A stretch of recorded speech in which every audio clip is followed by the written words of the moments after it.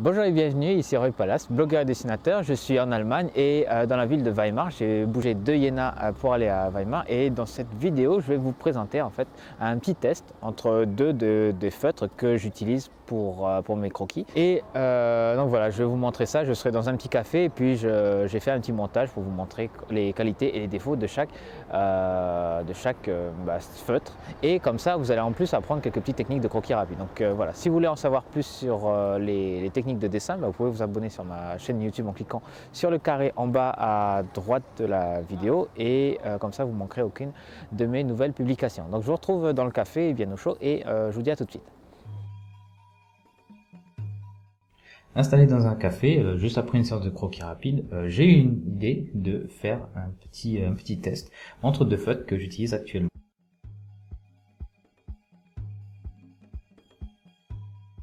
Il s'agit du Faber-Castell Eco Pigment en 0,3 et du Copic Multiliner. La tenue du Faber-Castell est très agréable avec la zone de grip comme vous voyez. Le Copic lui est légèrement plus lourd mais également a une bonne tenue en position écriture. Tous les deux ont une longue pointe baguette métallique pour le dessin à la règle ou au pochoir.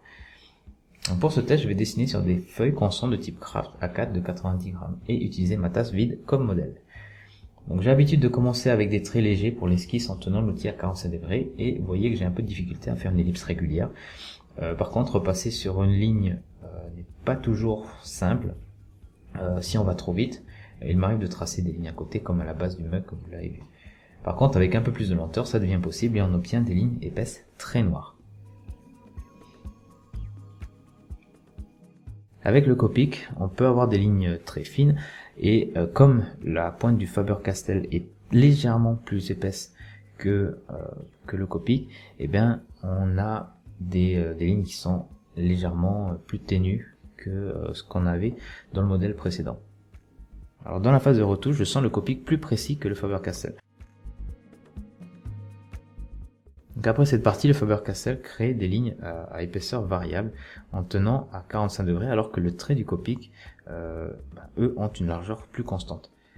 Dans la phase de hachure, je sens des difficultés à créer des espaces qui sont réguliers entre les traits et j'ai la sensation que le moindre tremblement de la main est non seulement reproduit sur le papier mais aussi amplifié. Ce que je ne ressens pas avec le Copic qui donne l'impression de laisser plus de marge à l'erreur.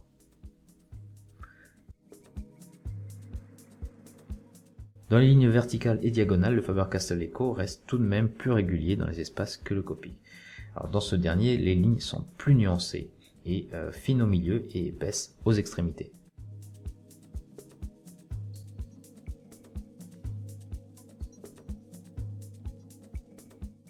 Pour la seconde partie du test, je remplis mon mug avec des hachures serrées. Je dessine la surface de liquide en pointillé. Après avoir créé l'ellipse, je dessine les trames et ajoute l'ombre portée avec des zigzags horizontaux.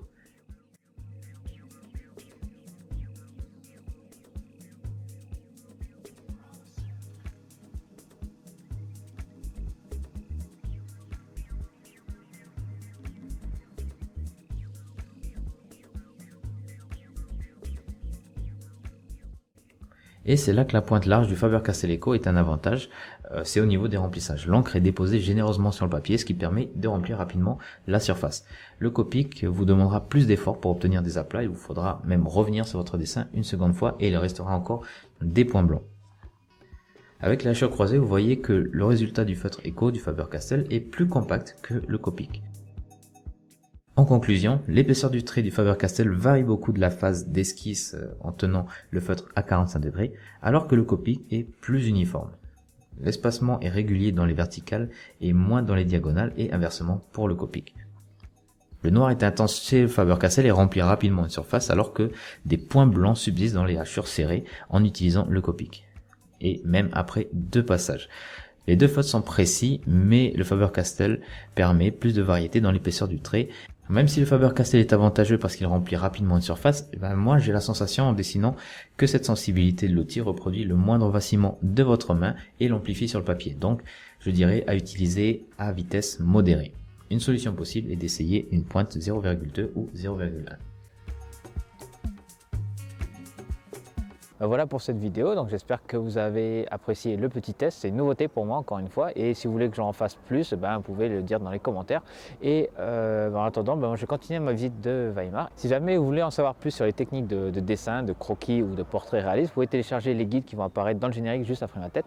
Et comme d'habitude, j'ai également besoin de votre feedback. Si vous avez aimé ce type-là de vidéos, de tests et ce type de montage, cliquez sur j'aime et partagez la vidéo. Si vous n'avez pas aimé, cliquez sur je n'aime pas et ne partagez pas la vidéo. Voilà, donc merci encore de m'avoir regardé. Je vous dis à très bientôt pour la prochaine vidéo. Au revoir.